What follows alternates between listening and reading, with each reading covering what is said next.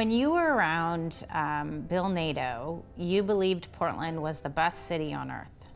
You believed we were always this close to total greatness. But we were already great. It was just like, we just got to do a little fringe around the edges and it'll be the perfect doily. And the thing he loved to do is walk around Portland and talk to a street cleaner, talk to a coffee shop owner.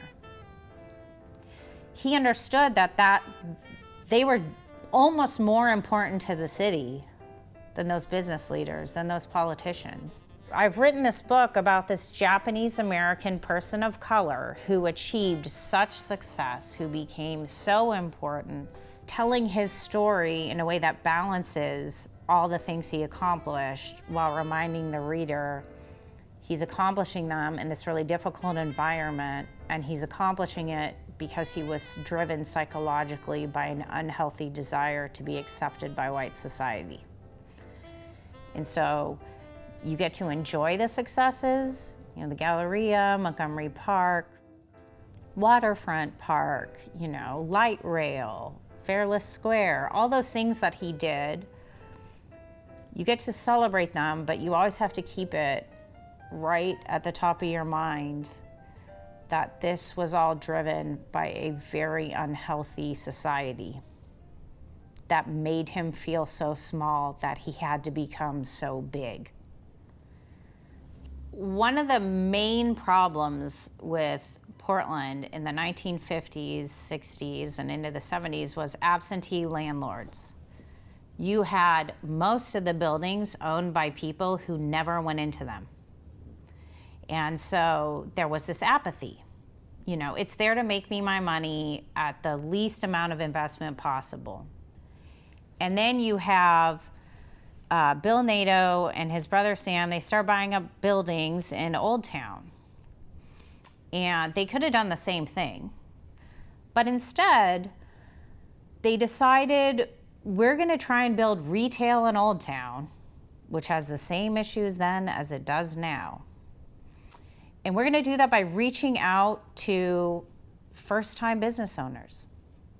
The first 4 businesses in Old Town, 3 of them were women under 25. And I think we have to remember, at that point, women weren't allowed to have credit cards. No-fault divorce was not okay in many places.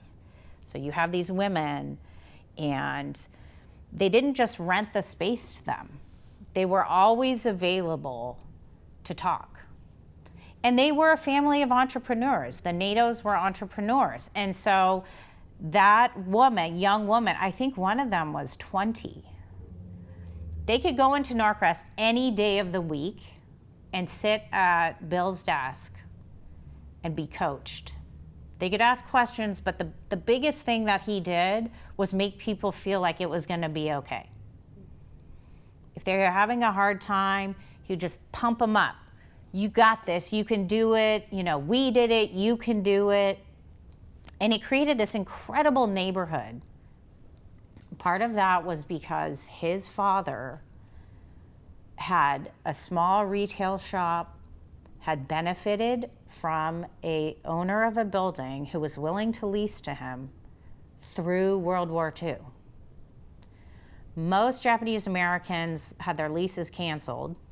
She not only continued to lease to my great-grandfather, but then when they had to leave the city because of the evacuation order, she continued to lease to him. And so when they had all moved to Salt Lake City to avoid the concentration camps, H. Naito Gifts is still operating in this white woman's building because she took the chance. And so then here you go, decades later, Bill and Sam are making that same choice to women, to people of color who are trying to be business owners for the first time. It's actually pretty poetic.